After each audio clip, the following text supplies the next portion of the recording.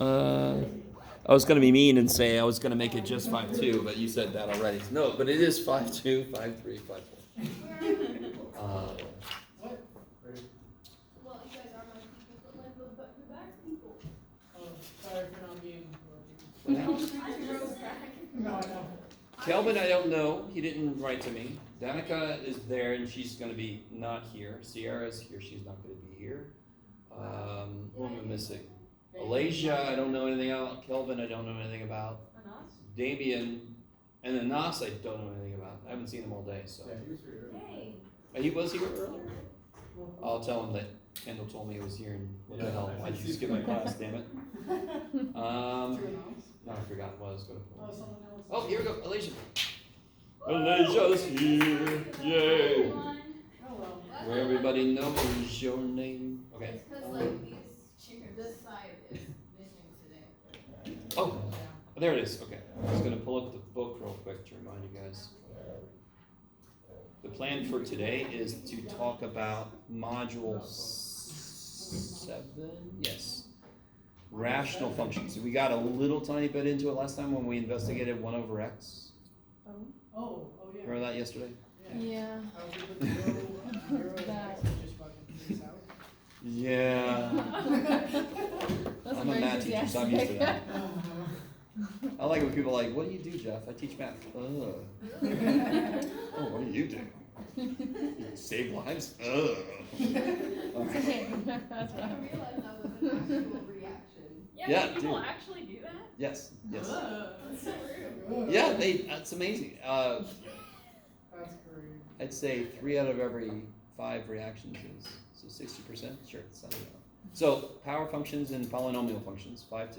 5-3 is graphs, so like multiplicity and bouncing and turning and y-intercepts, x-intercepts, yes? Mm-hmm. Okay, Yes. yeah. And 5-4 is dividing, so that would be synthetic long division, yes? Are we I'm also on 5-3, I didn't get that far. some long division on them? Yes. Okay. There will be a long division problem, there will be a synthetic division problem, and there'll probably be, I'm not gonna worry too much about 5-2. 5-2 just set the floor for polynomial and power and what they are. You still have to do the homework, but I'm not Yeah. gonna, I don't see any reason to test you directly on that. What's up? Hey, Kelvin! Welcome! You look like, I like how you wear your helmet, you look like your cone headers in there. Big old. Okay. There So it I'm is. making mine. Yeah, just a hat. So everybody with me, so 5-2, 5-3, 5-4 is tomorrow's quiz. Yeah. Kick ass. Well, there's an us. Oh wait, I'm I have sorry. We're just like An us! Anas, Welcome. we were just talking about you. Mostly good. Don't worry. We were just talking about Gosh, I'm so We'll sorry. stop now. Thanks for coming. Damn it. Yeah, I cracked myself up. All right, guys. So let's take a look here. Office hours tomorrow are from 3 to 5:30 because there's a quiz. I'll be there. I Okay, need to study. I will see you there. I'll be there. Can I make an announcement for campus? I don't know if I I'm not sure what your capability set is in there. Your designation. I don't know. I can try. Okay. 0 is disproportionately large. It gets like bigger. It gets Yeah. larger. It's fine. It's there you go. Yeah, it's just. He's happy about you pointing out that he's got a big old head. All right. So, guys, last time we discovered. Yes. Was anybody not here yesterday that I forgot was in there? I think yes. Okay. I don't know if you had a chance to look at the video, but the most important thing for right now is what we did at the very end. So I'm going to kind of really quickly recreate what we did. We looked at this most simple rational function. So what does it take to be a rational function? And how does it apply to the name rational? What does it take to be a rational function? It has to be a rational function. Ratio. The ratio of what? A number to other number. Now that would be a rational number. Ratio of 1. Wait, what was the question? The ratio. What's it take to be a rational function? It would be a ratio of polynomials.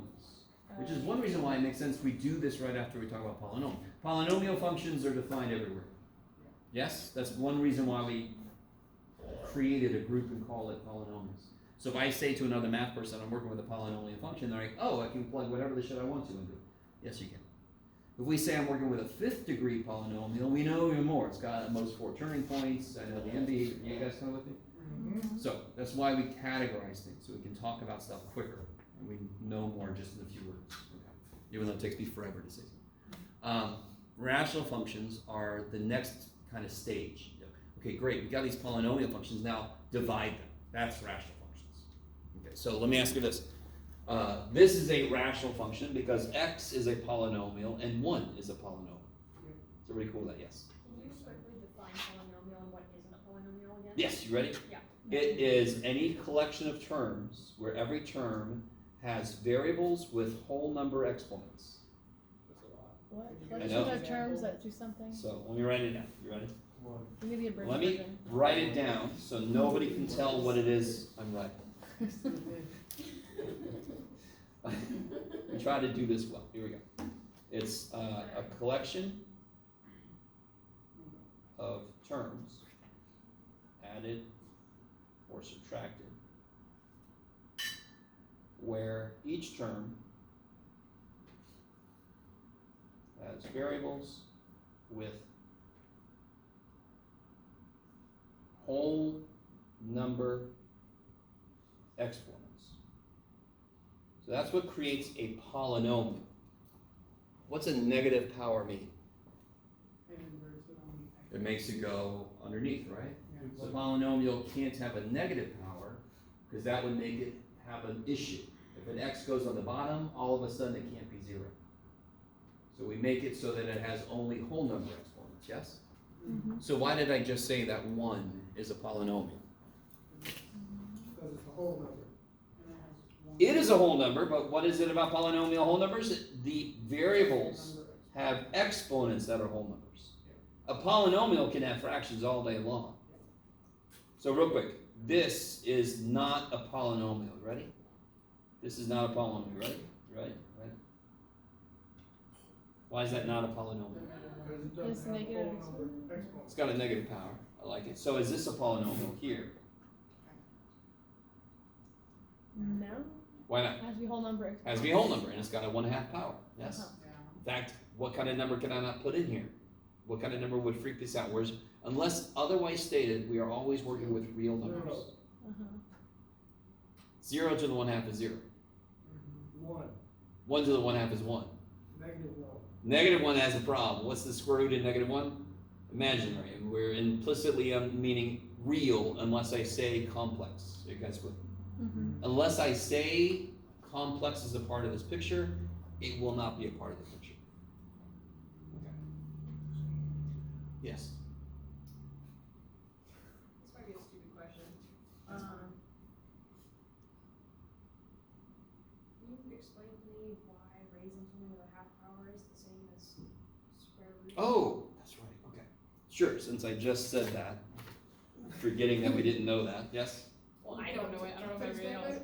Say again? Can I take a stab at it? Hell yeah, go for it. Okay, so, when you, like, doing something to, when you square root something, right? You're getting the half of whatever that number is. When you raise something to the half power, you just getting the half of whatever that number is. If that makes sense. All right. Yeah. You are right there, man. If I said what's half of 9, you guys would say 4.5. But it's half. If I said what's half of 9 multiplicatively, cut 9 in half multiplicatively, what is it? 3? 3 times 3. And isn't that what the square root of 9 is? The square root cuts things in half multiplicatively. Are you guys with me? So what's a power based on? What operation is a power based on? Multiplication. So if I want to cut something in half multiplicatively, I just put a 1/2 in the spot that means multiplication. So a 1/2 power is the square root. What's a 1/3 power? Cube root. So quick, go ahead. 9 to the 1/2 is 3. 9 to the 1/2 is 3. and it's really, really beautiful. You ready?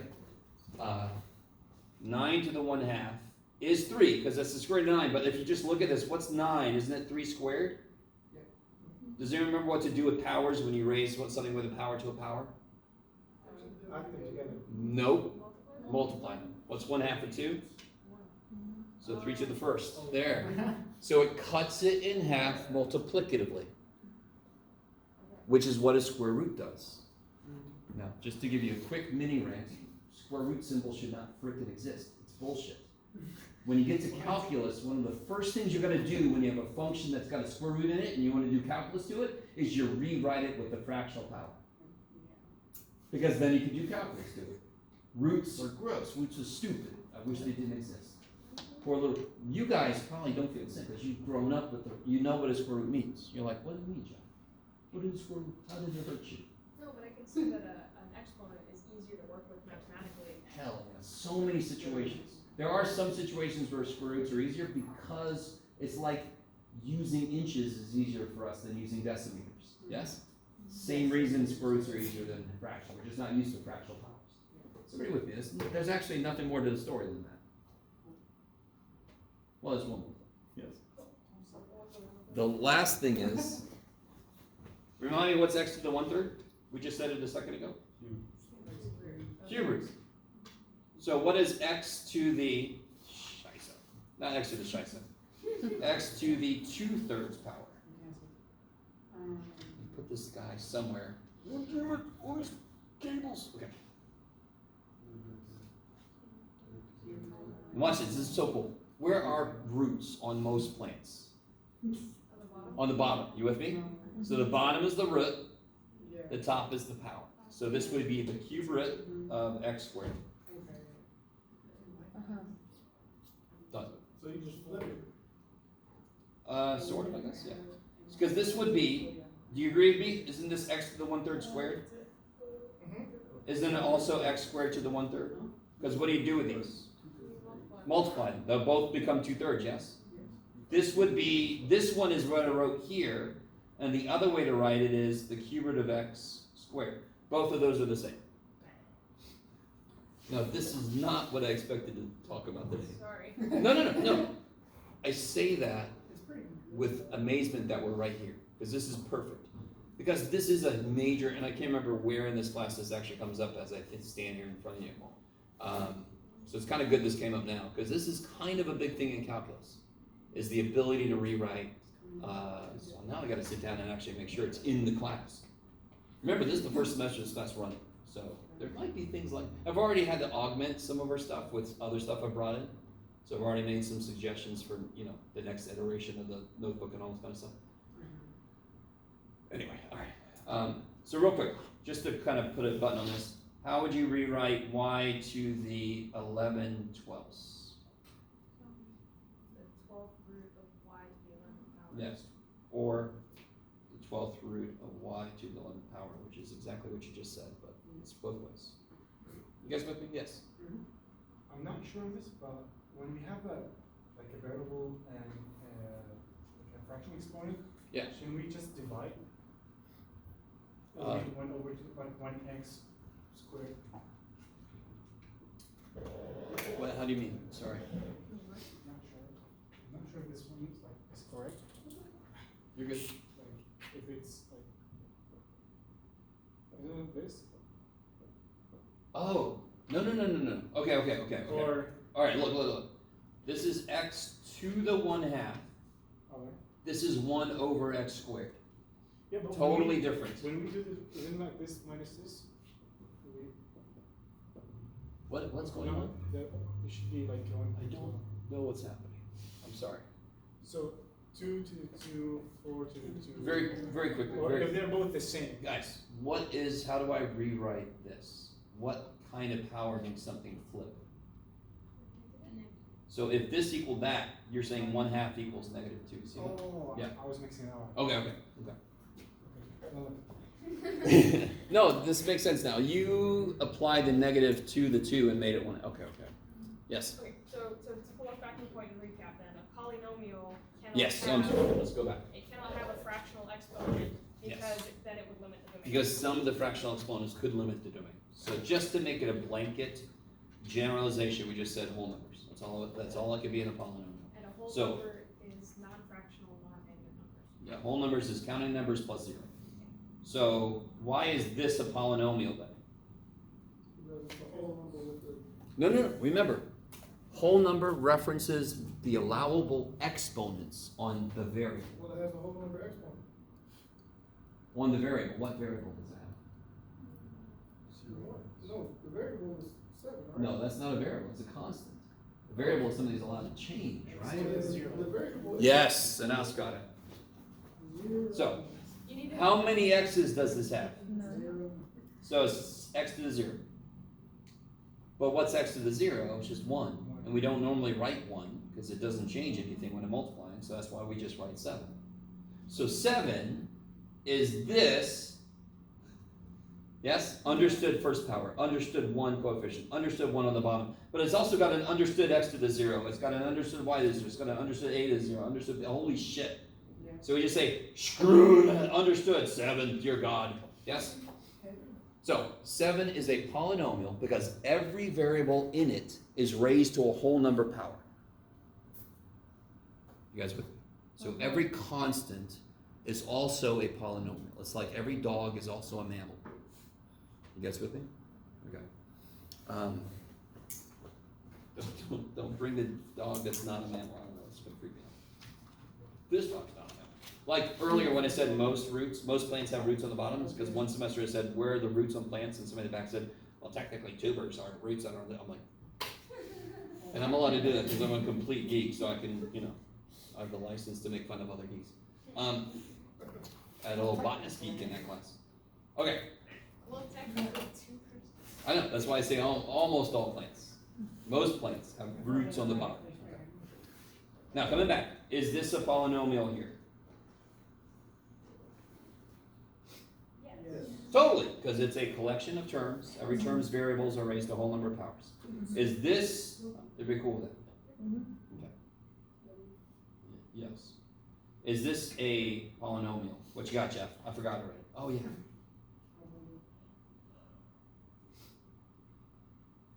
Yes.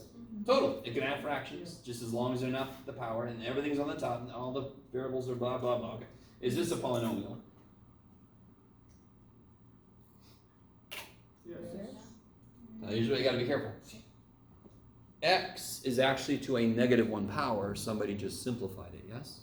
Where do you wear? You guys see that? What's x to the -1 mean? Bad. What's x to the -1? What's the negative power mean? We talked about this. Means that you're flipping the. You flip it. You make it 1 over x, yes? So this is actually x to the -1. So is that composed of all the variables are being raised to a whole number power? No. So another way to define polynomial is there are no variables on the bottom. That's not a complete definition. But if you have a variable on the bottom, it's no good because it's actually a variable to a negative power. Yes? Yes? So does that mean then that, when you have, so rational functions are not polynomials, even though they're polynomials divided by polynomials? Perfect. Okay. Look at me, very concerned. What's up? Let me know if anything doesn't make sense. It's fine. Yeah, you can't possibly ask more questions than I do, so. Don't be embarrassed. Everybody should be very happy here because more questions illuminates more. So that you'll have to be happy. The first one that we did, f of x is 1 over x is not a polynomial? Oh yeah, this one? That is not a polynomial. It is a rational function because it's a ratio of polynomials. Is 1 a polynomial? Yes. Is x on its own a polynomial? So that is a ratio of polynomials. That is a rational function. Is this a rational function? Let me change the question. Is this rational or irrational? You can do it, Jeff. There you go. There, look at you go, buddy. No. Why not? Because the- Gut feeling. Huh? Is the bottom a polynomial? No. No, it's under a square root. It's not a polynomial. But, Oh, never mind. So polynomial is going to look like, if you want a real, and that's one way to look at a polynomial, yes? Where any one of these could be 0, you with me? And then I could throw more variables in like it did here. Yes? We're used to having single variable stuff. If you make it to Calc 3, that's multivariable, where you're going to have multivariables. Yes? Sorry, just to check my understanding, you could rewrite the bottom of that rational function as x squared minus 7 to the 1 The half. whole thing to the 1/2, yes. Okay. So that's very much not a polynomial. Okay, So it's not a rational function. not a rational function. Irrational? Yeah, we don't actually use the word irrational, it's just not rational. We don't really call this irrational, to be honest. Although we could.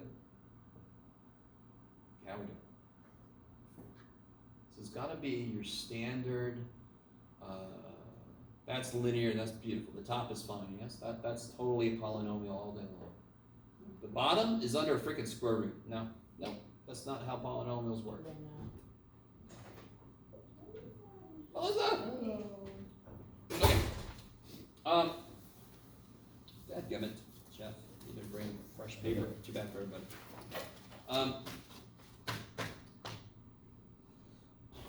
Let me see. Where are you? Okay. All right.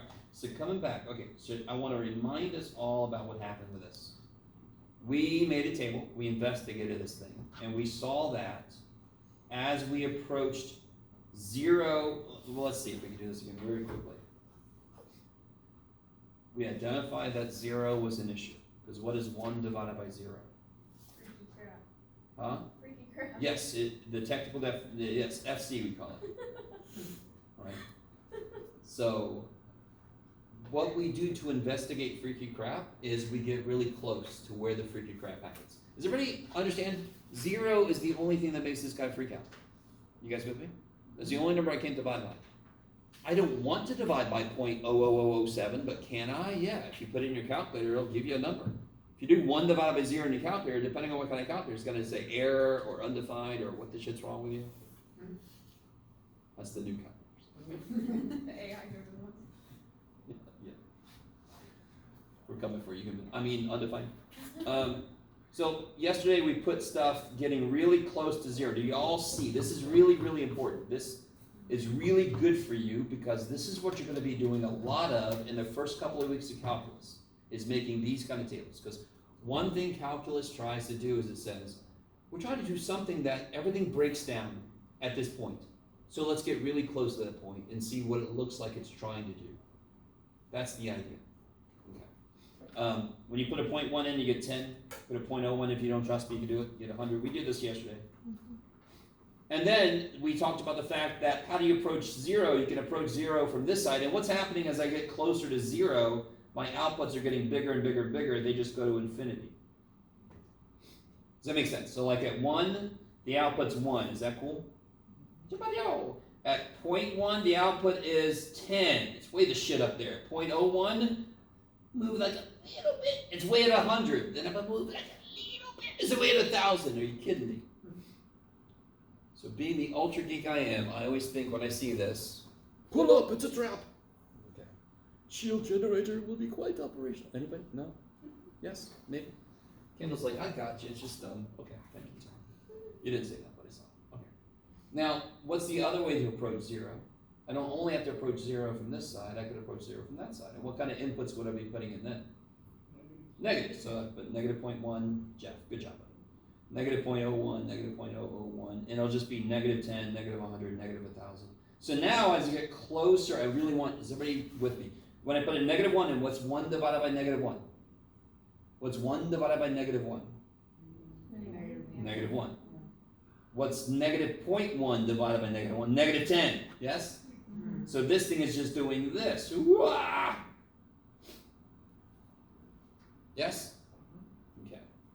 So that is what you call asymptotic behavior. There's an asymptote. Notice how I sort of stopped here because there's something else happening there that we'll have to get to eventually. But is everybody cool with vertical asymptotes? Vertical asymptotes Can somebody tell me what the domain of that is? What's the domain of G? What's the only number we can't use? 0. So the domain is everything except 0, right? So doesn't it make sense that if there's a number that's not in your domain, we literally put a freaking wall there. See that dotted line? That's a wall. And I say, you can't go, okay, you can't come here, okay. You know, so we have to either do this weird maneuver like this, or it could be an open circle. We'll talk about how that happens in a minute. Okay. Something weird will happen there. Because our function, if it's not in the domain, our function doesn't know what to do with it. There's no output for it. Okay. All right, I like it. So can you guys see, before I talk about anything else, what if it was this? You can actually look at this two different ways now. Where is the issue now? Think about it as a transformation. Which direction would I move this? That's the base function, yes? Which direction would I move that? Left 2. So our wall would go where? Which jives with the fact that the only thing that the domain is not in the domain is -2, right? So same picture, just bam, bam, walls at -2. No, approach it. Don't hit it. Hitting it's back. Okay. Maybe? Okay. Now, things get trippy when the top and the bottom are more complicated polynomials. Yes? So the very first level of that is, what about this function? By the way, tonight's going to be a lot of me talking, so just, buckle it. Here we go. Sorry, this is the way it's going to be. What about this function? What you got, Jeff? I don't know at the moment. Okay. Sure, we'll just do that. Sounds good. What do you think you have to do here? You have to factor it out, because what do you want to see? You want to see where the bottom becomes 0. So if I'm investigating where my vertical asymptotes are, they are the problem spots in the domain. Where are the problem spots in the domain for a function that is a fraction? It's wherever the bottom 0, right? That's what can't happen in a fraction. Are you guys with me? Okay, so how you factor it? X minus 2, X minus 2. Yeah, 2 and 4 make 8 and 6, and they both have to be negative. So then how many walls do I have to put up now? Tear the walls down, Jeff. No, you have to put up 2 walls where? 2. So vertical asymptotes, which from now on will be affectionately known as VA. Not to be confused with the VA. VA, the vertical asymptotes are x equals 2 and x equals 4. These are literally the definitions of the vertical lines.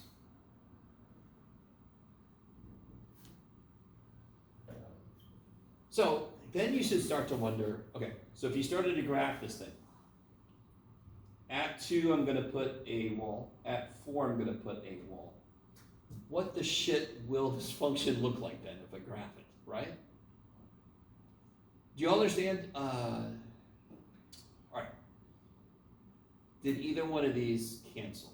No, nothing's happening here, right? So they both are walls. Both are walls. So what do I have to do? What's my function have to do as it gets close to one of these walls? It's got to slam up against it, yes? Either that way or this way, yes? Okay. So then your next question should be, okay, do you guys see how this is 3 regions? There's something that's going to be stuck in the middle. And then there's going to be these 2 over here, right? Okay. Maybe. The middle could be a problem. Can somebody tell me, all right, this is going to be a little tricky. Just look at me. Don't look at the function. Look at me. Don't look away from the function. Look at me. How do I find x-intercepts? How do I find x-intercepts? I make y0. In which case, y is the output, so I make the output 0. Can you make the output of this 0? What's the only way a fraction is 0 is if the top is? What's the top always? So can you make this fraction 0? So are there any x-intercepts? No, there's no x-intercepts. I'll let you stew in that for a moment. I need you to understand that everything we just did is not that big of a step from what we know x-intercepts are. How do I get the x-intercepts? I make y 0. What's y the output? How do I make the output 0? I can't. No x-intercepts. There are no x's that make the output 0.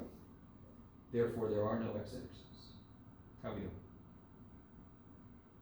Which is fine, because if you realize something, are there x-intercepts for this function?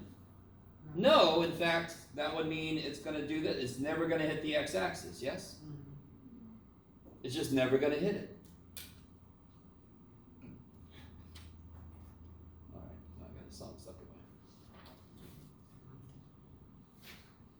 away. Okay, so this is a little beyond us, but let me see if you guys are cool with this. Can somebody tell me why my function could never look like this? Why can't it look like that in the middle? Because that would imply it had an x-intercept, and we just got done saying it's got no x-intercept. So do you all see how here it's got to look like this or this? Mm-hmm. It's got to be one of those two things. Here, it's got to look like this or this. Here, it's got to look like this or this. Does everybody see that? Because it doesn't have x-intercepts. Do you really see that? Obviously, this is not the answer, because then it wouldn't be a function. I've just drawn all the possibilities for every section. And there's 1, 2, 3 sections. Okay, let me stop. Okay, kick ass. It's relatively easy to find the vertical walls. You guys agree? All right, I'm never gonna give you too funky of a thing. I'm not gonna like mix this kind of problem with synthetic division, because that's just a little too much all in one problem. Unless you guys want me to, maybe for a bonus question. Do you understand how I can make the bottom like a 5th power, and you have to use synthetic division to factor it, and then you get like 5 walls, and you got no, I'm not gonna do that shit. You with me? Just put it on. Oh, maybe I will. I'll put it in bonus. Yeah. Just on David. Just have the I'll put it as a bonus. And then I'll put a little flap that you have to pick up, and I'll say, Kelvin, don't lift this up. So, don't lift it up. It'll be like a pop-up, but the problem will come at you there. Like one of those spider boxes. Yes. All right. How do you guys feel so far? So I really like, it is very simple. The function cannot exist at 2 and 4. What that translates into in this problem is walls. We're literally telling it you can't be here. Okay. Let me see. Do I want to? Yeah, sure.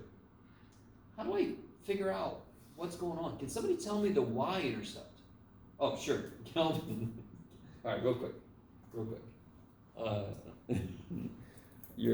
So somebody will say, Jeff, do you know we invented these things? I've had a student literally say something like that. And I'm like, yeah. And what do I say to them? I say the same thing I always say. Your calculator passes the class and it has a great life and it writes you notes and it says, are you taking the class again? You're like, yes, I am. Right? And your calculator's having a great life. Okay. You can check your work in your calculator. You gotta do your work by hand. What's the y-intercept for this function? Don't overthink it. How do I find the y-intercept? Yeah, make x 0. Make x 0, just cover them up, you get 1 over 8. Yes? Yeah.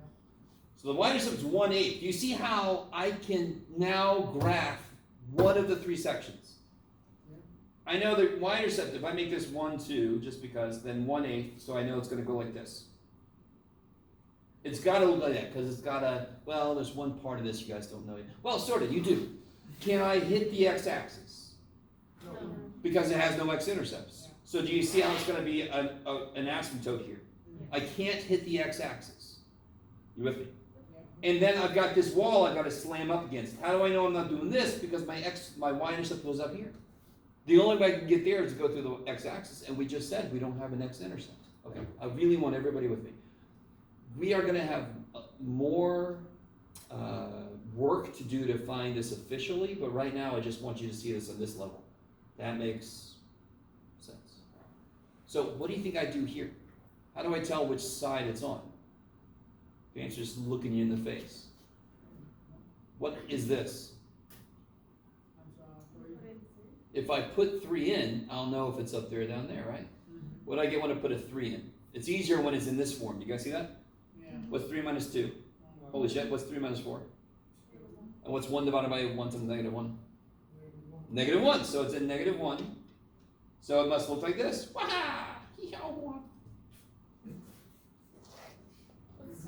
Now, how do I figure out what I'm doing over here? No, wait. Plug in a 5. You guys, that's the beauty of finding these walls. It cuts your problem into 3 separate little regions. If you have an x-intercept, like if that was the x-intercept, that would kind of be nice. In this case, it would be kind of weird, but you'll see. If I have x-intercepts, I have more information. If I have no x-intercept, I got to plug points in to see what side it's on. Do you guys see that? I really want you to see this. Okay. This is one of the biggest mistakes pre-calc students do, is they don't know what shape it could take. Whatever you draw, it better be a frickin' function. Meaning you can't do shit like, you can't have something here and there, because then it doesn't pass the vertical line test, right? Do you guys see what I'm saying? All right, so if you plug a 5 in, you get positive times positive. I almost don't care what the number is, because then it's up here, and then I know it looks like this. Whee! Okay. Now, I just did a lot. I did a lot. Corinne's up here like, yeah, math boy, slow down. Okay, I'm sorry. So that's vertical asymptotes. When will there actually be a hole instead of a wall? And what the shit do I mean by that? I don't know. What if my function was this?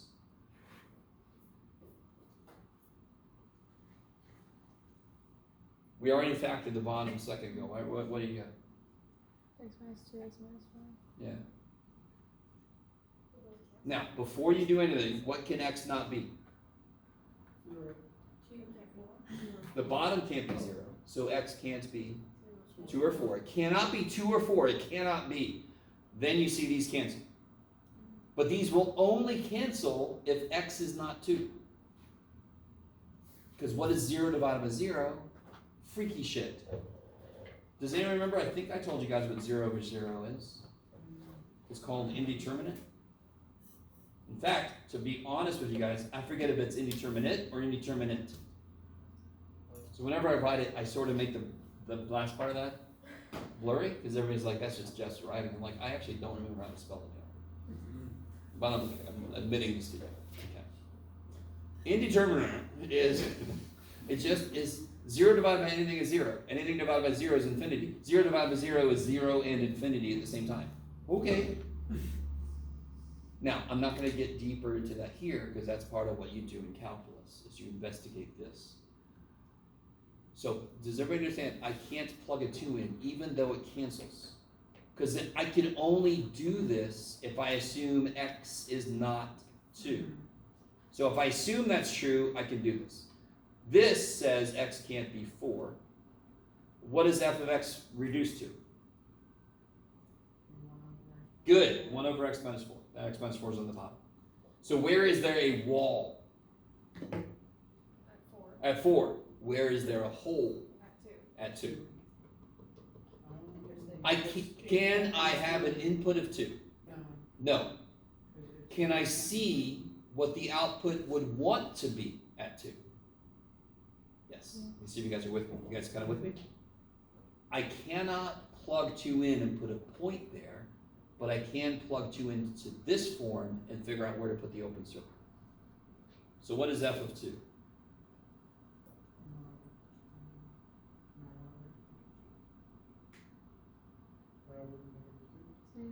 Negative 1. So, how you guys doing? I really want to give you a complete picture. If there's something not in the domain, it's either going to lead to a wall. Where's there a wall? At 4. It's either going to lead to a wall, or it's going to lead to an open circle. There's an open circle at negative 1/2. I'm sorry, at 2 negative 1/2. Okay.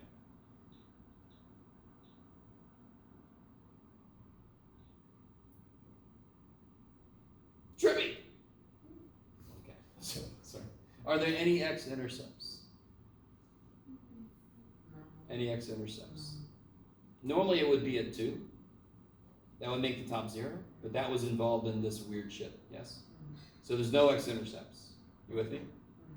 Therefore, I already know what this looks like. You with me? I've got to slam up against this. Why doesn't it go that way? Because then it would have to have an x-intercept. And then I got to slam up against the x-axis because I don't have an x-intercept, yes? Okay, and I want to give you a more complete picture about why this is a horizontal asymptote. But right now, the fact that I don't have x-intercepts, that has to be. I have to slam up against it. I'm not allowed to touch it. And what's going to happen over here, well, what do I get when I plug a 5 in? 1. So I'm here. Now watch. Do you guys have graphing calculators? Anybody? I didn't bring my bag. Oh. Let's see. Which one of these is alive? This one's alive. Okay. Yeah, whatever you got that can graph. Dude it. If you have your phone, you can even go to Desmos on your phone. That's what I'm on. There you go. Yeah. Follow Brain's lead. Brain's like catch up with you guys. I'm just taking advantage of it. So watch this. If I put in here, Jeff, don't put Jeff on there. There we go. If I put in here, parentheses, because the calculator has no eyeballs. You have to tell it what the top is and what the bottom is. Okay, how we doing? The most common mistake I see was when people put rational functions in, they don't put the top and bottom parentheses. So the calculator will only divide 2 by x squared. Oh, we're doing the original. Yeah, do the original one. Now, and then hit zoom. As soon as you get that all plugged in, hit zoom 6 to make sure we all have the same window. Now, do you guys see, now it doesn't draw it in, but do you see the vertical asymptote? Yes, I mean you can see it when it goes, and that's at 1, 2, 3, 4, right, where it's supposed to be. Can you see the open circle? No, because it's a pixels with big. So here's how you do it, ready? I don't know if I've shown you this yet. If you hit, is everybody with me? Does anybody need help? Does everybody have this on their calculator screen? Or if you don't, let me or Maria know you need help. Has everybody got this? It's okay if you need help. Okay, because technology is weird as shit. It finds a way. That's pretty. Oh, I see, okay. Don't forget, yeah. Remember what the function is? You have it written down? Gotcha, great. What do you, what's up? Oh, no, I'm just on Desmos. It doesn't have a circle, but when you do the, like, the trace thing. Yeah, I'll show you. I'll Yeah, do the same thing. Yeah, okay. Trace won't work on this because it takes too big of a step. Yeah, I was just. But I can't remember if I showed you this. Huh? The Zoom box. Yeah. If you hit second trace to go to calc, the very first thing I can do. Oh, I'm sorry, guys. What's up? Do you need the thing? Okay. Just a second, everybody.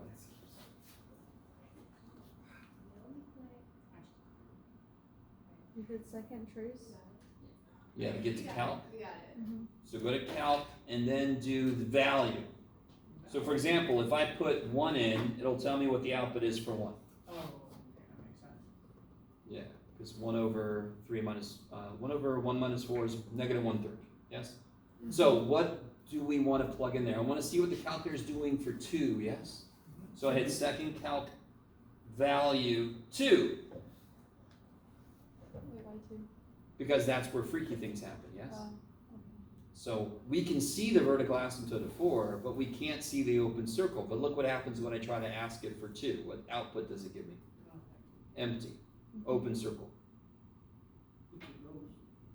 It's ghost. Yeah. Inner calculator. Ghost in the machine. Okay. It'd be a very boring edition of Ghost Hunters. Just staring at your calculator. Not twice. If you could have known. Sorry. Is everybody with me? So you can find the open circle on your screen. It just doesn't draw. So I wish it would. That would be kind of cool. But it's a pixel emptiness, and you can find the emptiness there. So if there's a value that is not in the domain of a rational function, what could happen there? I could either get if there's a number like 2 and 4 for us, that's not in the domain of a function, a rational function, what could happen there? 2 things. I either get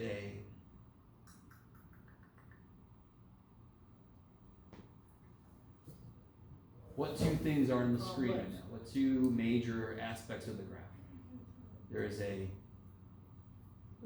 vertical asymptote. Yes, don't worry, you can say asymptotes. And there's also this hidden open circle. You with me? So let me say this whole thing again. If you have a rational function, yeah, my calculator needs to sleep. A rational function where values are not in the domain, there is either a wall, vertical asymptote, or a hole, open circle. You with me? If I go back and I do, what was it? If I change the top to 1, that's what we did first, right? Yeah. And then we get this, which is what we got. See the little parabola in the middle there? Yeah. And that was over here, over there? Yes? Kick-ass! Okay. If your graph looks like this, it's bad. Because we're human, we're doing this by hand, it should not look like that. You guys will understand. Yeah. So there's nothing wrong with checking your work, it just better not look a lot like it. You do your graph based on what you find, then you check it. Okay. Maybe. So, let me see. I need to, yeah, let's do this. Here, just give myself some structure.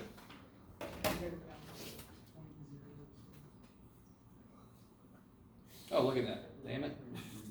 It's basically the same thing. Can you guys figure out the vertical asymptotes for that?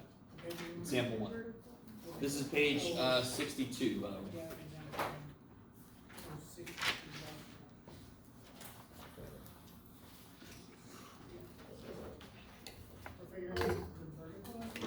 Yep.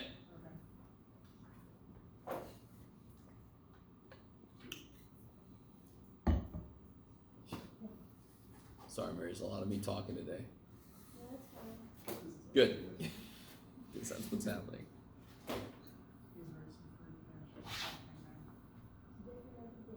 FAS, freaky ass shit. So we got FC, freaky crap. FAS, freaky ass shit. Oh, and now it's got something to do.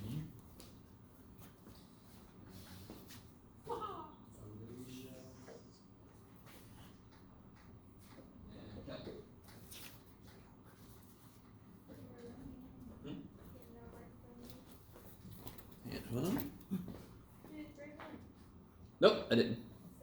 Too bad. Too bad. No, sorry. Just dangle it from my nose when you hand it I over. got it. I put a note on it. This is as far as I got. My note said, finish this, Jeff. Oh, yeah. This one's not too bad, right? In the scheme of things for factoring, this is beautiful, yes? So how do you factor the bottom? X plus 5, X minus 5. So vertical asymptotes would be at, 5, be really careful. When I say vertical asymptotes, I want the definition of the line. So x equals 5? X equals negative 5, yeah.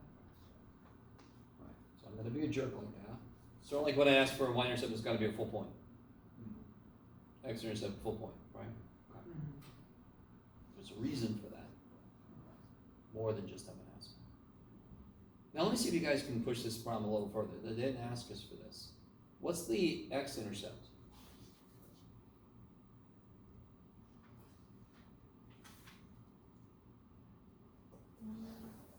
Is it negative 25?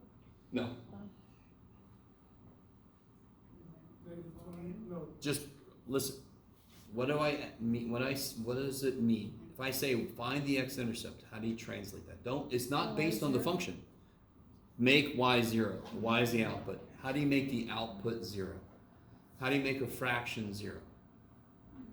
Make the top 0. And this top has an x on it, right? Can you make the top 0? What would you make x to make the top 0? 0. If you made it negative 5, it's negative 20, right? Yeah. So if I make x 0, so of course the y-intercept is 0, 0, yeah.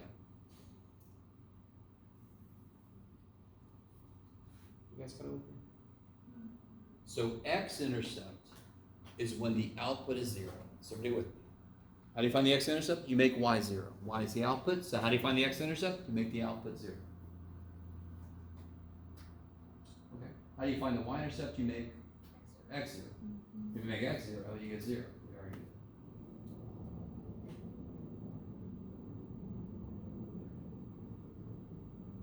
did. If I were to start to draw this, what aspects could you put down? Start to draw this. What's going to be happening here? Barrier, yes. Wall. Wall. What else do we know? X-intercept, 0, 0, yes? That's the one x-intercept. That's the one time it's able to go through the axis. How many regions did we just break this up into? 3. Where's the x-intercept? Which region? The middle. So on the outsides, my function cannot do what? Touch the x-axis. It can't go across. So what could the outsides look like? This? Do you guys see that? It could only be this slam up, or it could be this slam up. You guys see that? Mm-hmm. It could only be one of those two, and you guys already know how to figure out which one it is. You only have to plug one point in to see exactly what that's going to look like. What value do you plug in? 6. -6. Mm-hmm. And over there you plug in 6. Mm-hmm. Now what's going on in the middle? What could the middle do? Now real quick, let me see if I can push this. You guys are like, God damn it. There's a lot tonight. I know, I understand. Where did the 0 come from? What's on the top? So what's the multiplicity of it? So does it go through or bounce? So it's going to look either like cubic like this, or it's going to look cubic like this. Yes? Or it's going to go straight through, but it's not really going to, it's going to be curvy because the whole thing is not linear. You guys kind of see what I'm saying? So you can still look at multiplicity to help you. Even if I don't look at multiplicity, if I just put like a 1 in, you could do it, Jeff, a 1 and a -1, I could see where it is. You with me? And since it's only got the 1 x-intercept, if I plug a -1 in is here and a 1 is here, that means it looks like this. Whee! Yes. And it goes to that wall and it goes to that wall. You guys see that? Students don't get that the minute you put walls in, those are constraints. There's only so many things the function can do now. So you only have to do a couple things to see what the shape is going to be. And I never want the exact shape. I want a rough looking thing because it's going to come from our work. And we're not doing that much work because we don't need to get a rough thing. So what do you get when you plug a 1 in? What's f of 1? It's kind of a weird thing, but it's got to be roughly, you could do it, Jeff, -0.21? Is it negative? Yes. I could be wrong. That's what I got. -0.21? I got -30. What'd you get? Negative. I could be wrong. I'm okay if I'm wrong. -30. What did I say to plug in? A 1? So if I plug a 1 in, it should be 5 divided by -24, which is -0.21, roughly. So when I get that, I'm down here, yes? And if I plug a -1 in, I bet I'm going to get something roughly there. So then it's going to look like this. Now real quick, there's no way this could have been here, yes? Because I already know it doesn't bounce here, it goes through. And then over here, I just plug in 6 and -6, and I can see which one of those it is. Do you guys see that? Okay, these are not as bad as students make them out to be. Your initial work, your intercepts are anchor points. Your walls are constraints. And then there's only so much your function can do, right? I know this is all still new. I'm sorry. Yeah. Example 2 we basically just did. There's like minus instead of plus, but I do that a lot. I didn't even look at the damn problem, and they had the same problem basically. Now Yeah, okay. Next big idea. So we got vertical asymptotes, and we got holes. And they both come from the same place. Problems with the domain. How we doing? I love you guys. Let's look back at this. Let's look at this a different way. I'm gonna write this in calculus speak. What if I let the input get really big? What do you guys think is happening to the outputs? Yeah, because if I keep dividing by bigger, the output gets smaller. 1 over 10, 1 over 1,000, 1 over a million, 1 over a billion, 1 over a gooplex, which is 1 followed by 100 zeros. So what's that approaching? What would that be in human speak if I said, no, 1 divided by really big is going to 0. Now here's the idea of a limit and the asymptote. Does it ever actually get to 0? Because this is eternally 1 over something. It's never equal to 0. But if you divide 1 by 18 trillion, most humans are going to call that frickin' 0. Yes. Somebody's like, yeah, you got a 1 in 18 trillion. Zero. You're saying it's not going to happen. Stop saying this bullshit. It's not going to happen. You guys can look. Okay. In fact, I'm sorry. Quick aside. Has anyone ever played the lottery? Yeah. Okay. So the lottery, like the Mega Millions, has roughly the same odds as if they hid the money in the bedroom of a house somewhere on the North American continent, and you get to choose an address at random. And if you choose the right address, you get the money. That's effectively what the probabilities add up to for a ticket. Now, from the other perspective, if enough people play, the likelihood somebody wins is high. Just the likelihood that it's you remains very low. Yeah, you guys, I'm sorry, this one let's change it, but it's kind of related to this. Okay.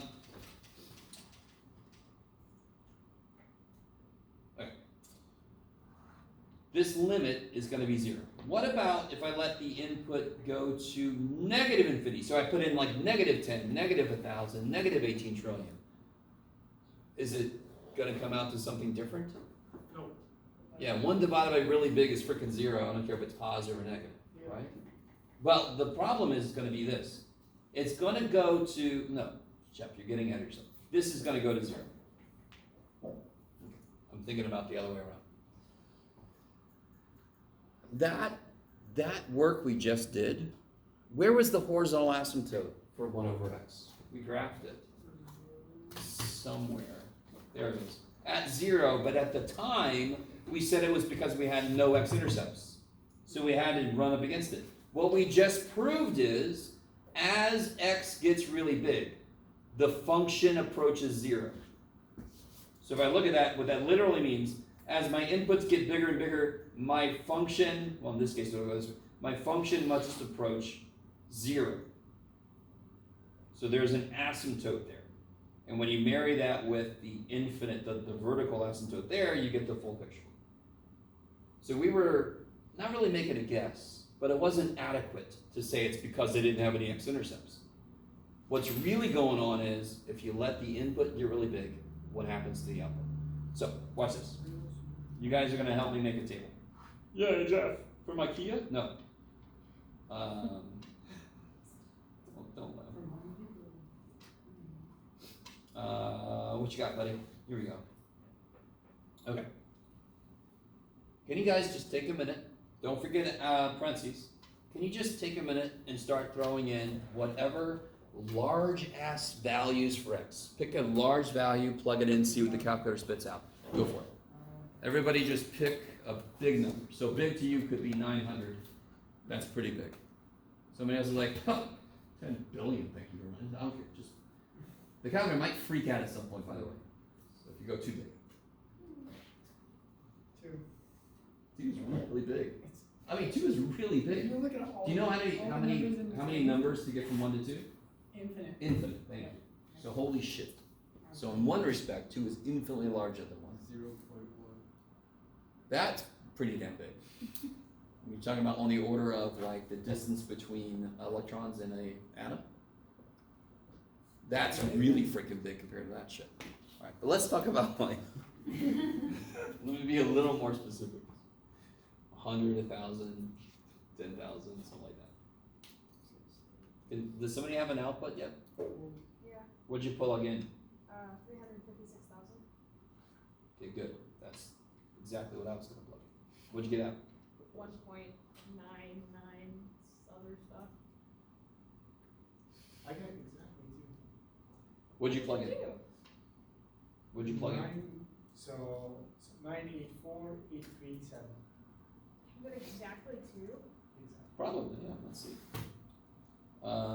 Ooh, let me show you a trick. You ready? This one did it right, I don't know. Let me show you a trick. I'm gonna put 984,837. I'm gonna store that. See down here, the little stove button? I'm gonna store that in X. I'm gonna store that in X. And then, you guys with, you don't have to do this, but it's a memory location. And then I could just plug exactly this shit in. Because what is X? So I can just put 2X minus 1 divided by X plus 5. Become a parenthesis. Kabam! I don't know, your calculator gave up. It should have been 1.999. Yeah. I'm not sure why it did that. Do you get a lot of decimal places ever? Just two. You might have it, oh, you did it on your Yeah. iPad? Ah, poor little thing. Aw. Is that an iPad? Oh, it's an Apple product. Oh boy, okay. It gave up. Well, that's why I gave up. If I go smaller, it goes to 199. So I can just change numbers and get it. Okay, But it gives 3 decimal points. That's why. so then I got 1.9. Anybody else want to share? Did everybody else get something close to 2? Yeah. Okay. Yes, Jeff, make your points. Really? Did anybody not get something close to 2? Let me make sure I don't leave anybody out. What'd you plug in, Kellen? 753. 753? Okay, so let's see.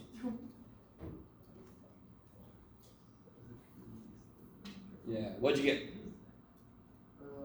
1505 over 758. Which comes out to be what?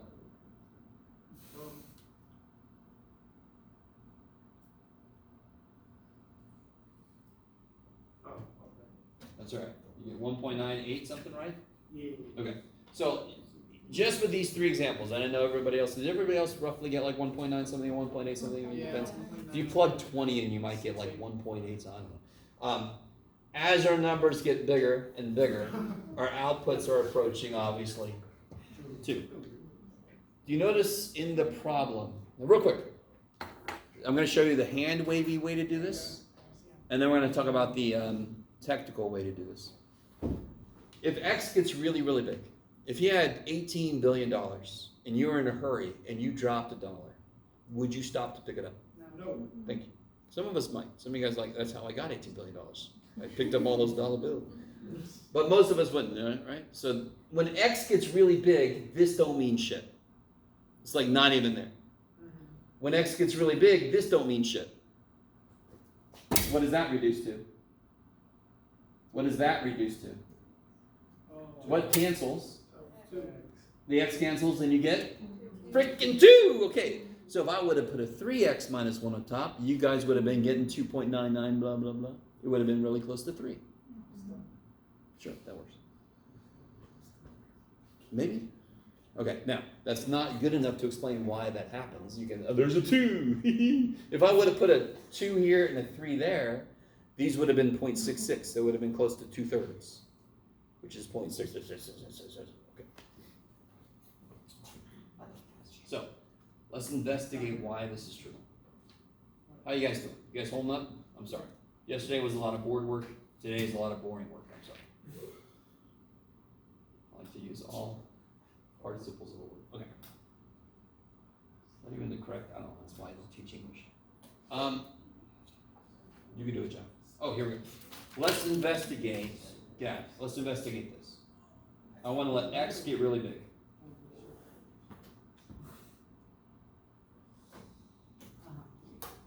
What number am I not allowed to divide by?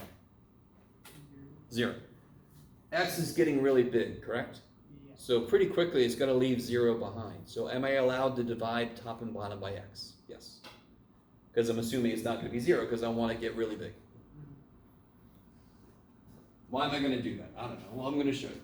If I divide the top and bottom by the highest power xic, which in this case is the first power, yes? Can you guys help me? If I divide the top by x, what happens? Let me do it like this. Check, it's a minus. They'll be okay. What's 2x over x? That's crazy. What's 1 over x? 1 over x. Why did I do that? It's going to be okay, Jeff. Well, x divided by x is 1. Now, when x gets really big, we already know what happens with shit like 1 over x. When I make x really big, what does this go to? 0. So it goes to 0. What does this go to? Also 0, right? If the bottom gets really small and the top either stays constant or can't keep up, that's going to go to 0. What's left? 2. 2 over 1 is 2. So that's the thing I did earlier, the hand wavy way, is really close to what we actually do, but we can see now why these parts don't mean shit. Because if I divide by x, they literally go to nothing. So the answer is 2. So if my degrees on the top and the bottom are the same, this will always happen. I'll always be left with a number. Let's try a different problem. Because I'm going to develop a shortcut so we don't always have to divide by stuff. But so let's say I have this. Let's write it like this first, Joe. Say I have this here. 3x squared minus 4x plus 2 over, you can do it, buddy. Here it comes. Watch out, everybody. Okay, 15x squared plus 2x plus 7. Yeah.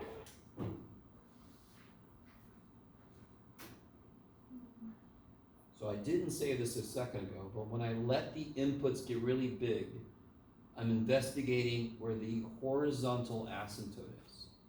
So I could have been smart and said here, there would be a horizontal asymptote at y equals 2.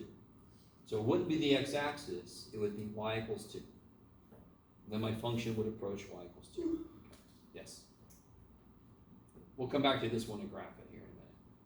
Yeah, so I understood the hand wavy way, but the algebraic way, you're saying, okay, we've got this problem. If I divide by x, then this happens. Listen. If I have 6 over 8, if you gave that answer to your math teacher, why would the math teacher not be like as happy? Because it's not It's not reduced. How do you reduce 6 over 8? Divide top and bottom by 2. I can divide the top and the bottom by anything except 0. So you're reducing it by dividing by I'm kind of reducing it, yes. You can look at it as I'm reducing it. In a weird way, you all agree if I have 6 over 8, I can divide top and bottom by 11. Make it 6 over 11 over 8 over 11. I could do that. Do you want to do that? Can you? If I still don't want to do it. Can we make it a law? You can't. Can you just pass that through commerce? I'm like, not right now. It can't even pass through daytime savings. Go away. All right. We can do this. Daylight savings. I forgot what I was just saying. Let's do this. Let's do this. What's the highest power top model? X squared. So I'm going to divide. This means I'm investigating the horizontal asymptote. I'm letting the inputs get really big. And to do so, I'm going to divide everything by x squared. I'm just going to go ahead and build that in here.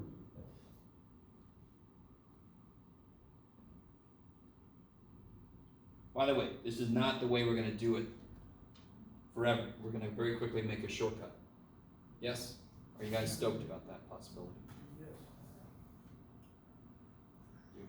Yes. So, is that not, I think I read about this, if the top and bottom, the power is the same, we got one of them, if the top one would be bigger than the bottom one. There's so- 3 situations, yeah. Yeah, there's 3. We're investigating the second. The first was the bottom power is higher, Yeah. like 1 over x. It's gonna go to 0. The second one is this, if the powers are the same. So If the powers are the same, do you understand how the top and bottom are kind of growing at the same rate? Neither one of them is outpacing the other one, so if it's going to come out to be a finite number. If the top power was higher, it's going to grow faster than the bottom. That's going to be infinity. Bottom can't keep up. When it divides, it's still going to grow. Does that make any sense? So yes, there's going to be 3 situations, and you're not going to believe it. I have a handout that, I know, I thought I'd try something new. So what do I get on the top here? When I divide by infinity, I'll divide the first part. 3. What is here? What's this?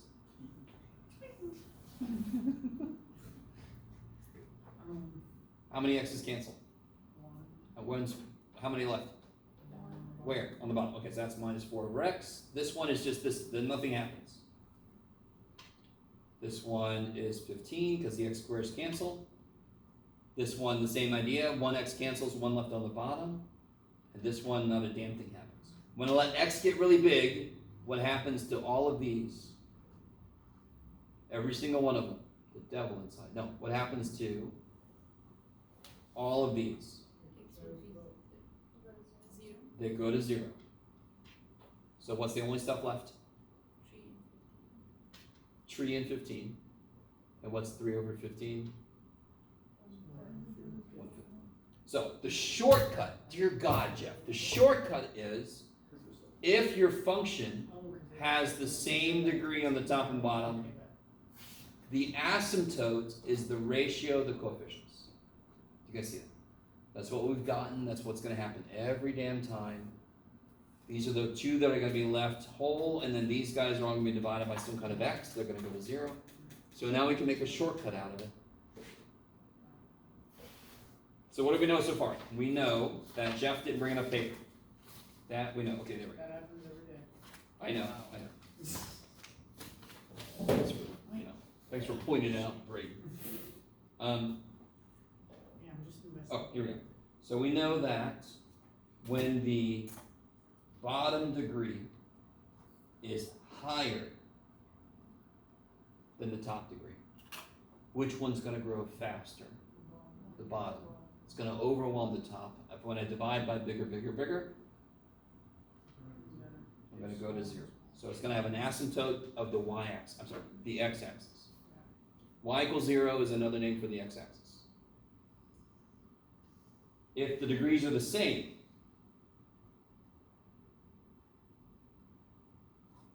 I don't know why I'm. Yeah, make it. Okay. If the degrees are the same, what's the horizontal asymptote going to be? That is so true. If the degrees are the same, Well, it's gonna be 1/2, yeah. It's going to be a ratio of the leading coefficients. Because of the work we just did. I would divide by x cubed, all this shit would go to 0, I'd have 1 over 2 left over, so instead of doing that every time, we just say it's a shortcut. The degrees have to be the same though. So the one that we kind of talked about, but we didn't do, is what if the degree on the top is bigger than the one on the bottom? What happens? Yes, so is there a ceiling? So there's no horizontal asymptote. Instead, there is what's called a slant asymptote. Yes. I think that's the last thing I'll do. I'm going to do an example of a slant asymptote, and then I'll leave room for questions because we have that quiz tomorrow. So, and we've done quite a bit today, so my God. All right, so I'm going to show you slant asymptote. You're all going to be very excited to learn that you have to long divide to find the slant asymptote. Oh, so joyous. Oh, what could be better? Which is timely, because what's tomorrow's quiz going to involve also, as part of it, long division. Yes. So, I don't want to do that problem. Do you guys want to do that problem? I don't want. So let me make a brand new problem. Okay. This is going to be, all right, I won't pass judgment. I was about to say it's going to be really cool. I'm going to see if you guys agree. So So let's make a nice little function. Maybe nothing too crazy, Jeff. Okay, Jeff. Here, I'll make it really nice. I'll make it a little too nice. I still want you to do this with long division, even though you could do what? Symptotic. Let's try long, because in general you have to do long division. If this is cubed and that's squared, you have to do long. So let's try to set up long division.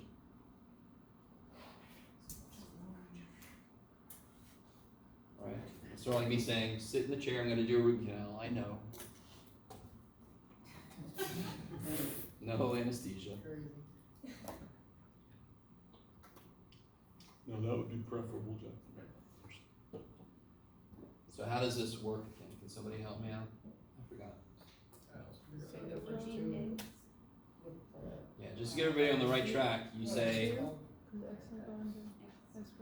x times what is x squared? X times 2 is 2x. X times what is x squared? X. Okay, keep going. I see. I want to make sure everybody got off the right foot. Okay. Yeah. I got it right, and then he was responding to someone else who didn't say that answer, and I was like, no, I got it. It was. Okay. I didn't follow any of that, but as long as it makes sense in your head. Good, yeah.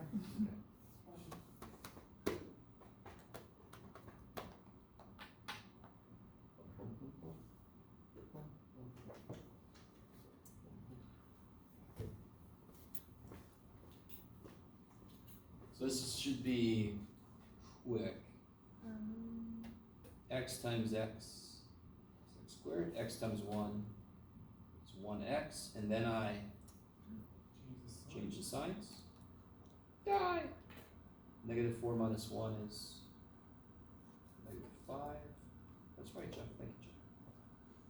Let's bring down the 7. X times what is negative 5x? That's insane. Negative 5 times x is negative 5x. Negative 5 times 1 is negative 5. Change the signs.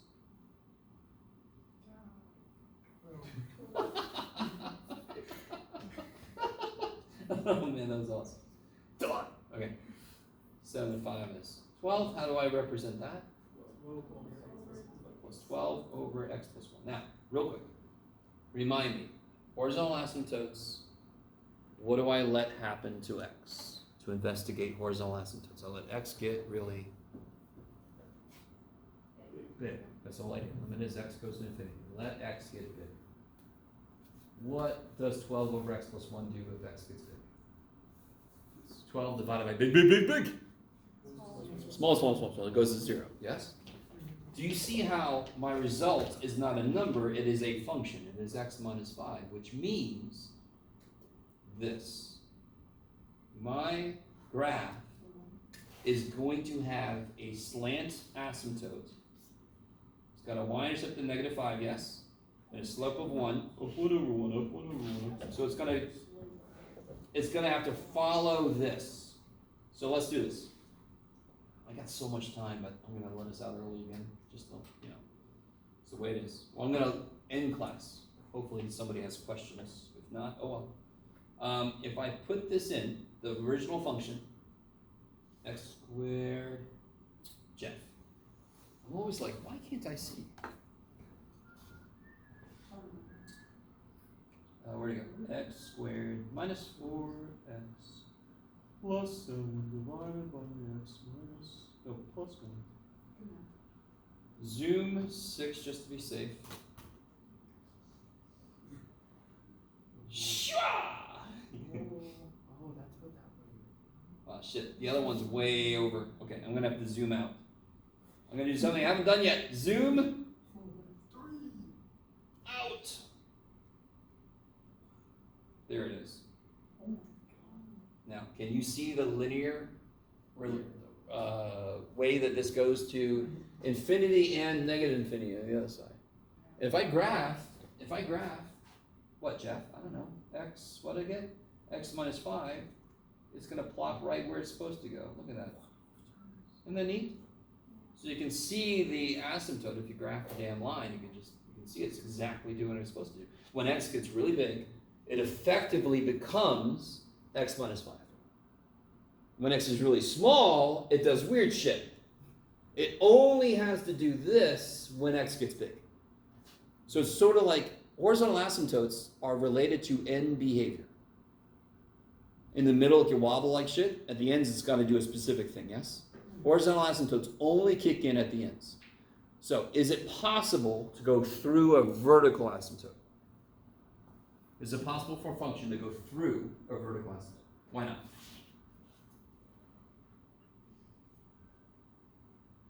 Or is it go anyway? Where do vertical asymptotes come from? Because The wall. It is a wall, but where does it come from? the input would make the function do freezing.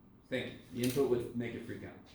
It's not in the domain of the function. So if I go through a vertical, I somehow exist where I shouldn't. Right. Which is neat. Yes? Quantum, Can we stop for a minute? correct. Sure. I'm tunneling through. Yes. Horizontal asymptotes, I can go through them an infinite number of times. Let me show you an example. Why can't I? Because they only say what my outputs have to do in the long range. So in this one, my outputs eventually have to approach this line. And they do. But in the middle, they do whatever weird shit they want to do. So here's an extreme example. What if I have a horizontal asymptote here? Jeff, you are zoomed way in. Okay. All my function has to do is get closer to that line as my inputs get bigger. Yes? So is this function doing that?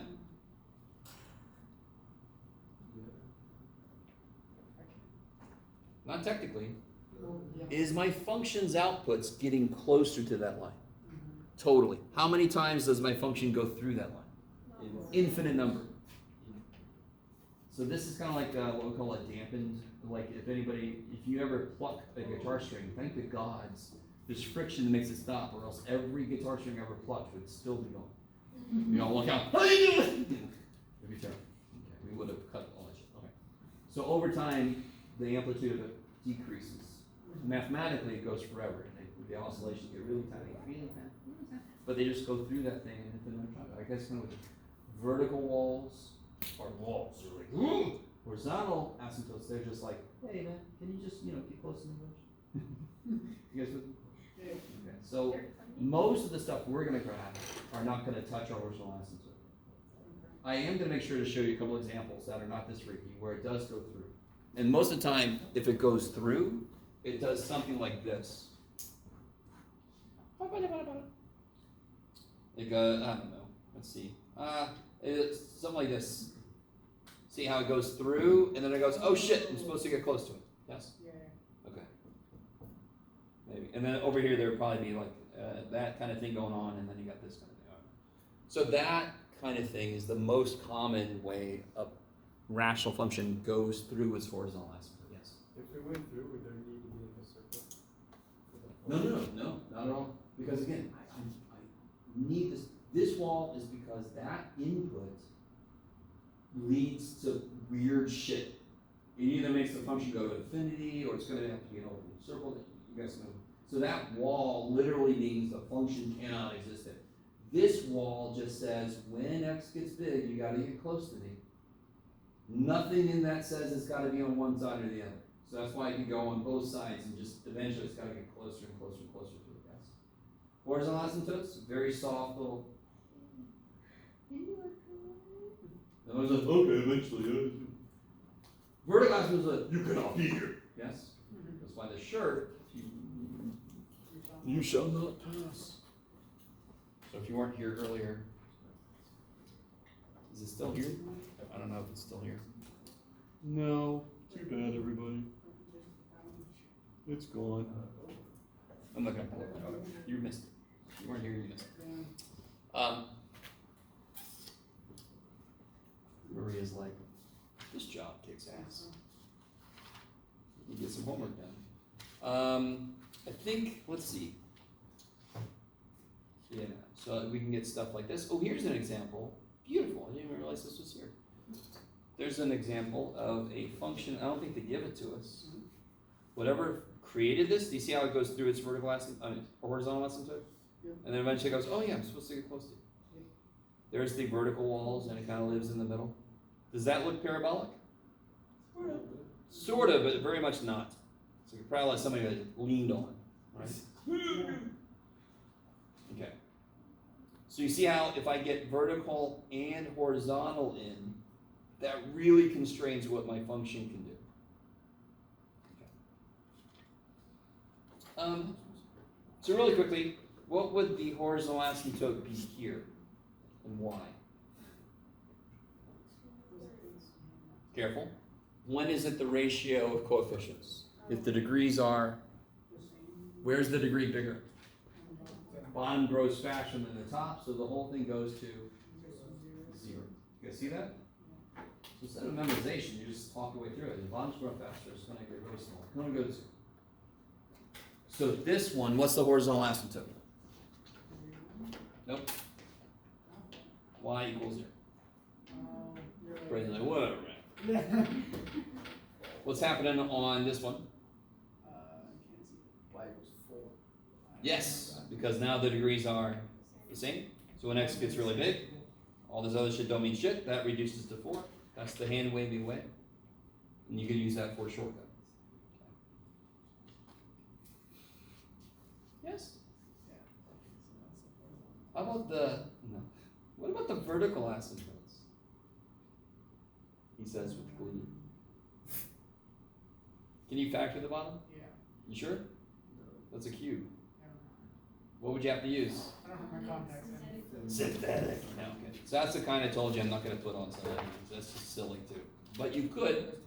That's another place where synthetic. It's a crazy useful tool. And then here's slant. I call them slant. The newer kind of name I've heard is oblique, which is just hilarious. Oblique. Art thou heart. Okay. Sounds like a very down Shakespearean poem. Oblique is the heart that does. Slant asymptotes make more sense because it's an asymptote slant. Okay. You guys are hanging on really well. And then of course, okay, so next time what I think I'm going to do is we're going to talk about bunnies. We're going to talk about... Okay, exponential. That's okay. Exponential functions are next. So next time we'll do like a group work session on rational functions. Maybe a little bit. Oh shit, that's right. I did have this. I forgot to give you this. Let me give you this. We'll do this thing first next time, I think. Don't worry about it right now. On the front of it. Oh, look at that.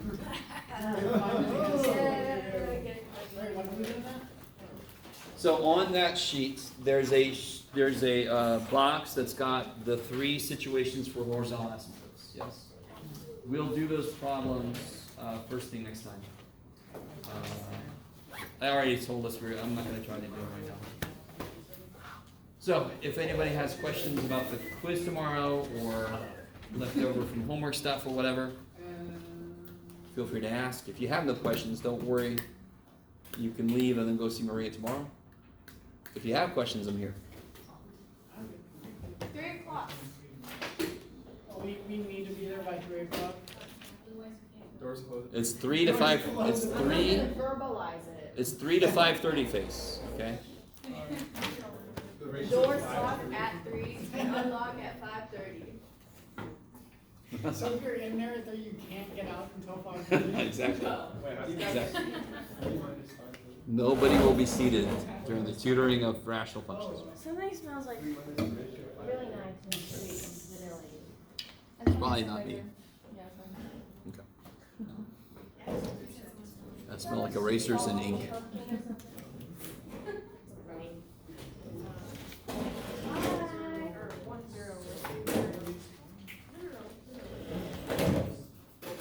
Don't feel bad about leaving. You guys can leave. It's okay. I'm just. I felt it. I felt it coming. I just found out about a scholarship tonight, and it's Dr. Pepper. Due tonight, Tonight. Dr. Pepper. The company's giving out a scholarship. Yes, and it's $100,000. What's the reason? Do you meet all the requirements? Yeah. well, okay. So you need to make a 60-second video, and you have to be super cool and passionate and really funny. I think I'm that. And if you get chosen as finalist, you have to compete with 6 other finalists at some kind of end of state voting thing. But anyway, Alright, you gotta do that, cause then we can like group watch. the deadline is at 9, so Okay. Will you bring your video to class? I might, depending on how butchered it will be. Okay. But this one, So I remember a friend of mine and I actually, you ever see that movie, that show, The Amazing Race? So it's like all these teams compete and they get clues and they have to travel around the world and stuff. So a friend of mine and I, we applied for that. So we had to make a video and stuff. Obviously they didn't pick us. If I win, you guys can see the video. Thank you. And I'll shave my beard, so. It's about time. that beard, Maria, It's about so time. luscious. About time.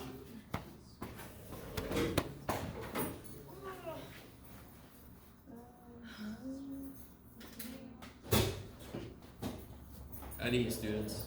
It would be really funny to be on national television. What's that? It would be really, really funny to be on national television. Oh, for you? Yeah. It was really funny.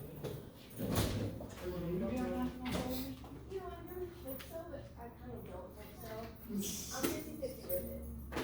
Okay, that's fair. 50-50 with it. Da, da, da, da, da, da. Corinne, you good? What's up? I don't know. I feel stumped. It's like so easy, but I haven't done it in a long time. The x-intercept I'm doing number 10. It's really small. That one. I wrote it down too. Okay. 10. And I started, but I don't know where to go from there. Bye, Maria. Like I think it's like so easy. How did you factor it? I just took out the 2x squared. to Oh, make it this is smaller. 10. I'm sorry, I was looking at 6 Oh, up here. I was yeah. like, holy shit, you did it in like one. Okay. Yes, I Took took the that 2t out. squared, Yeah. kick ass. But after that, I don't know where to Numbers that multiply by 3 had to be -4. multiply. What's the only numbers that multiply? Well, 3 and 1. And if you make them both Okay. negative, do they make -4? It's supposed to be 1, 2, 3, right? No, because then Except it they would be. take it. Well, they gotta multiply to be positive, so they have to be the Oh, same I see. sign. Okay. And they have to add to be negative, so they both have to be negative. So you have Wait, what? Okay. Do you agree with me? They have to multiply to be positive 3. Yes. That means they're either both positive or both negative, because if they were Yes. different signs, it would multiply to be -3. So it has to be x minus 1, x minus 3. Exactly. Okay. Or But t then- minus 1, t minus 3. Well, yeah. So That's you it? got, What you about got this one? 2t squared. What do you mean? You got 2t squared, Yes. t minus 1, t minus 3. What? You just told me. So real Yes. quick, can you put 2 parentheses underneath there, like 2 little binomial size parentheses? Okay. You already know in the front, what are you going to put to make t squared? Well, What? t. T and t, yeah, go ahead. Put Oh, T. oh. Yeah, this is what you were worried about. You were like, how you Yeah. haven't taken care of this? Well, you know it's in there. Okay. And of course, in front of that, you have 2t squared. Yes? Yeah. That comes to the right. Well, yeah. Okay. Okay, and then it asks you for what? It was. Okay. It just needs to find the x-intercept or t-intercept. So. Yeah, yeah. So now you can Um, see the 3 t-intercepts. What makes it 0? Well, this one would be 1 and 3. Good. And then this one, This is nothing. kind of silly. No, what makes Well, it 0? 0. If you make it 0, yeah. So If just you make t 0. 0, isn't it So 0? it'd be 0, 0. No, it'd be 0, 1, 3. 0 has multiplicity 2. Is that what you're saying? I don't know. I don't know what you're saying. So what are the Because we zeros? could write it like Oh, this, right? t-intercepts. So it would be Like written like 0, 0, Yes. 1, 0, 3, 3, 0. 0. Okay, that's what you're saying. I got you. Okay. Yeah. Totally. And then what about like something like that? 4 terms. Where have you What started? method do you use? Grouping. Grouping. So what comes out of the first 2? What comes out of the last 2? Right? Try it. What Okay. comes out of the first 2? Well, x squared. Okay, do it. So you could do Take x x squared out of the first 2. And write what's left. X squared out. So we have x. Plus Wait. x squared divided by x squared is X. no. Wait. I don't know. Something divided by self is Itself. no. What's 7 divided by 7? 1. What's 8 divided by 8? 1. So what's x squared divided by x squared? 1. 1. Thank you. So So x plus 1? Yeah. And what Okay. comes out of these 2? 4. More than that, because you need to match this guy. So the first guy's got to be positive. So you're going to take out a -4. Do you see that? Yeah. Okay, -4 minus 4 parentheses. What's left? In No, or no, no. outside? Oh, There. Yeah. Okay. Because you take a -4 -4 out and of then x minus 1. No. X plus 1. Yes, because both signs change. And you know you're on the right track because these two are the same. Mm-hmm. The x plus 1s. So they can come out. So you do x squared minus 2, then x plus 1. X squared minus 4. 4, yeah. X plus 1. I think your brain was thinking ahead. Yeah. X Oh, am I recording? I am. plus. Oh. And then what can you do with x squared minus 4? uh, Can you break that up? no? Yes. Yes?